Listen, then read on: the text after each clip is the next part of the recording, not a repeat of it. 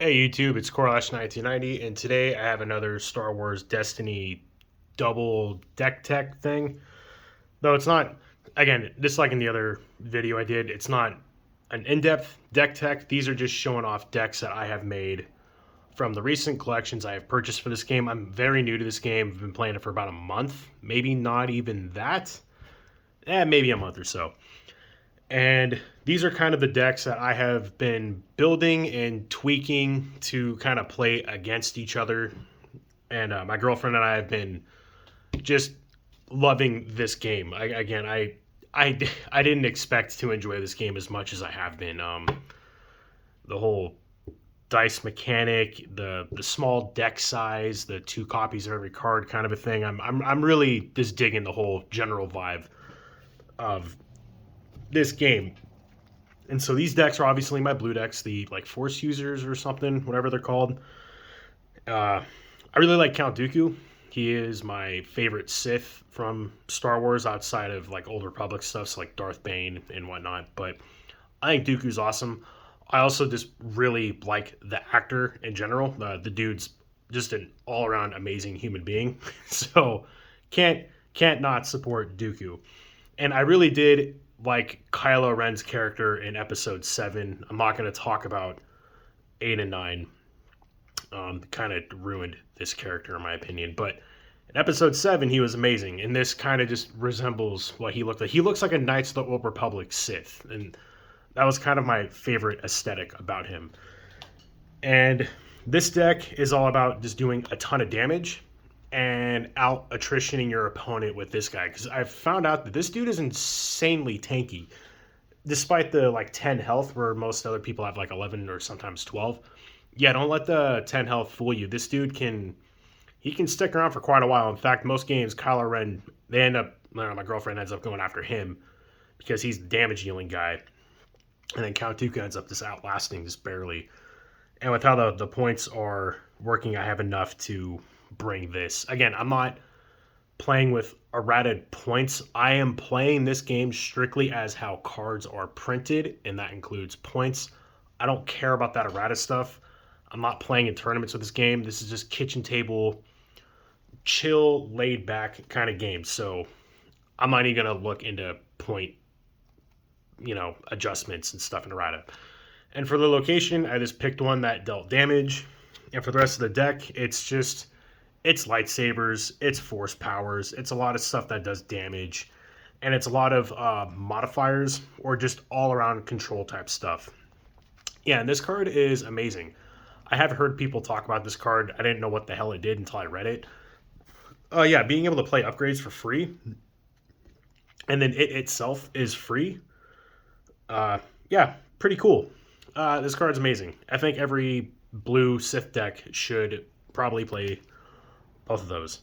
And just to be in theme, I got Kylo Ren's Starfighter, and I really liked Darth Vader's Advanced TIE Fighter, so that is in here as well. I mean, it costs a lot, but it can get there. It's not bad.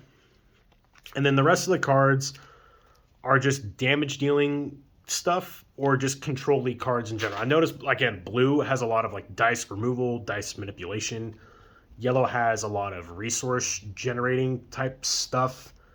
And red is really just dependent on if you control the battlefield or not. There's so many cards that do things if you control the battlefield. And I don't like having cards in my hand that force me to do something.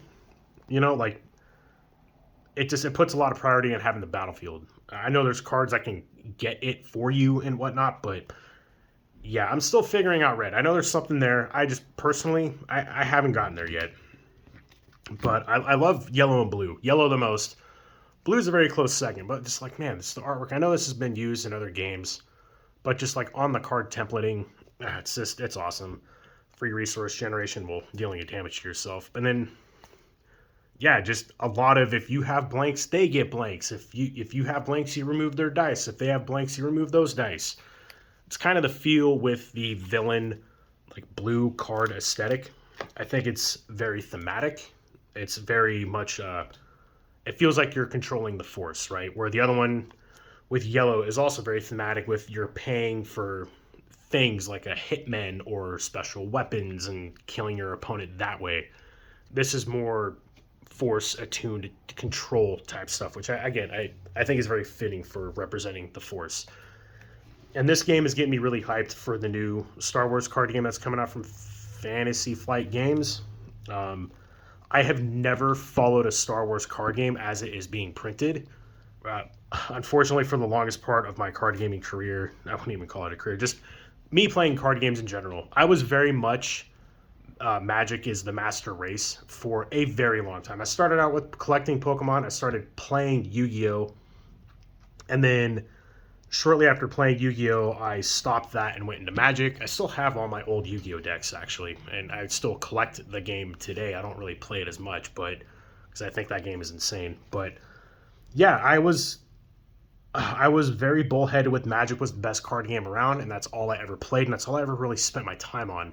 And unfortunately, I missed out on all of these gems like this, or pretty much every card game I cover on my channel, which is kind of why I made my channel in the first place. I did that, and then it went real heavy into Flesh and Blood because I got really into Flesh and Blood. Wow, this is really turning into a rant about the history of my channel, by the way. But got out of Flesh and Blood for the things they were doing. I wasn't really supporting the whole way they were going about with like Runeblade, printing like a bajillion Runeblade cards, and Ranger was getting stuff, but it was still being like left in the dirt. But I don't know where it's at now, and I don't really care to know where it's at right now. I hope the game does good. I think the publisher is great. It's just not my cup of tea anymore. But the new Star Wars game that's coming out, I don't even remember the name of it. It's Star Wars Unlimited or something like that. I'm going to be following. Dang it, I'm going to be following that Star Wars game as it's coming out, since I have missed out on every other one. And I love the Star Wars LCG too. I have that. I have Young Jedi. Obviously, it's on my channel, the CCG. I don't own the TCG because it's impossible to find and it is more money than I want to invest. But I got this. This is really cheap, this game, and it's high quality for what you're paying for. But anyway, as you know, I'm going off the rest of this deck tech showing off thing. I have Ashoka and Kano. I know these are. I don't really know a whole lot about her. I know nothing about him. I know he's from like Rebels or something, with like the Ghost crew, maybe. I don't know. I might be getting those things mixed up, so don't be too hasty with your comments on that.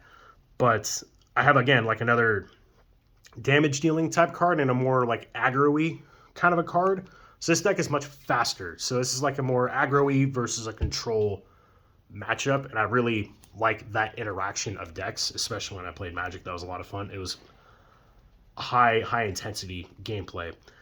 And yeah, you got your lightsabers, right? I try to change them up. Jedi robes is sick, especially when you have it in your opening hand. It's insane, and it's just those free shields are great. And so I kind of meshed that with more attrition-y type of cards as well to outlast your opponent's rebuttal to your aggro-ness. Kind of keep your characters going. Again, the more shields, healing, modifiers, shields, and then your big damage-dealing stuff. And then, again, with blue, it's even with the light cards. I know this is a neutral card, so is this, but it's a lot of dice removal, dice manipulation. There's some more shield generating cards with light than there are villain. So that's kind of the difference there. Again, this is more rerolls. And this is any number of blue dice, so you can even reroll your opponents. Otherwise, the card wouldn't necessarily do anything. But yeah, it's a very forced feeling. And this card's great when you have a character with 3 shields just dunk 3 damage on someone. I don't think it's the best card ever, but it's very fun to play. Or just gaining resources for removing a shield or doing a damage to yourself, if you think of it that way. But yeah, these decks are a lot of fun. They play a lot differently than my yellow decks, which is great. So same game, a bunch of different variety, which is one of the reasons why, man, I'm talking about every card game in this video, but it's why I like Netrunner so much.